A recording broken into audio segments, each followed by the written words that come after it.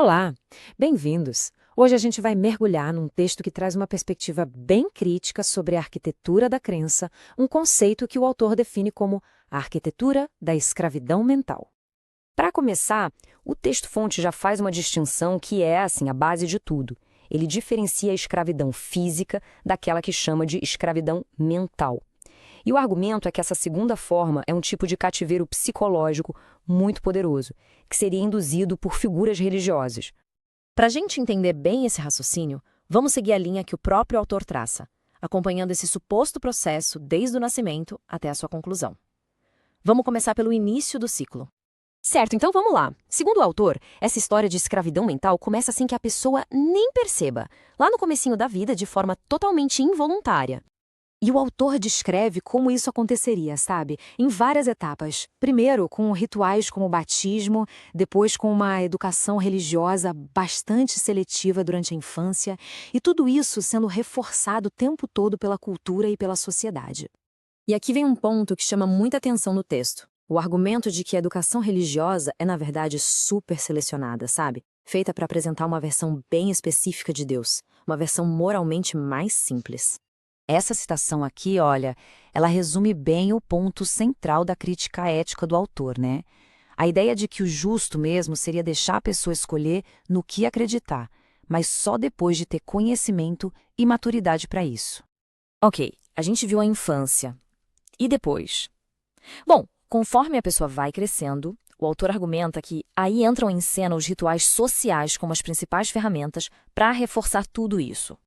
Então, o texto pega esses momentos super importantes da vida, primeira comunhão, crisma, casamento, e os analisa não como atos de fé, mas sim como mecanismos sociais bem fortes que, na visão dele, meio que forçam todo mundo a seguir o mesmo caminho. E esse ponto aqui serve para ilustrar o que o autor vê como uma grande contradição. De um lado, os textos bíblicos pedindo modéstia, simplicidade, e do outro, a opulência que ele observa em parte do clero. A crítica aqui é pesada, né? A de que a instituição religiosa acaba pegando o que deveria ser uma celebração do amor e transformando numa coisa burocrática e até comercial. E no fim das contas, para fechar essa fase, o autor conecta essas tradições religiosas com um sistema ainda maior, o do consumismo. O argumento é que as pessoas não sonariam apenas escravas da fé, mas também do materialismo que vem junto. E aí, o argumento dá uma virada importante. Chega um ponto em que, segundo o autor, essa doutrinação toda se torna algo que a própria pessoa mantém, vira uma escravidão, em tese, voluntária. O texto, então, aponta vários gatilhos psicológicos que seriam as correntes dessa escravidão voluntária. O medo, como dá para ver, é apontado como o principal, o mais forte de todos. Mas tem também a necessidade de pertencer a um grupo, o egocentrismo e por aí vai. E essa ideia do medo fica ainda mais forte, segundo o autor, quando a velhice chega. A proximidade da morte, o desejo de que a vida tenha valido a pena, tudo isso faria as pessoas se agarrarem na religião com mais força ainda, buscando conforto. Essa aqui é, talvez, uma das afirmações mais diretas e provocadoras do texto. A ideia de que o consolo religioso oferecido no luto é, na visão do autor, um grande engano.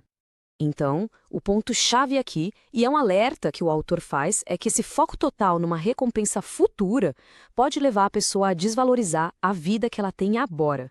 Um descaso que, em casos extremos, pode ser muito perigoso. E tudo isso que a gente viu nos leva à conclusão do texto, que coloca na mesa uma escolha bem clara entre duas formas de se viver. E essa escolha final é apresentada assim, de forma bem direta.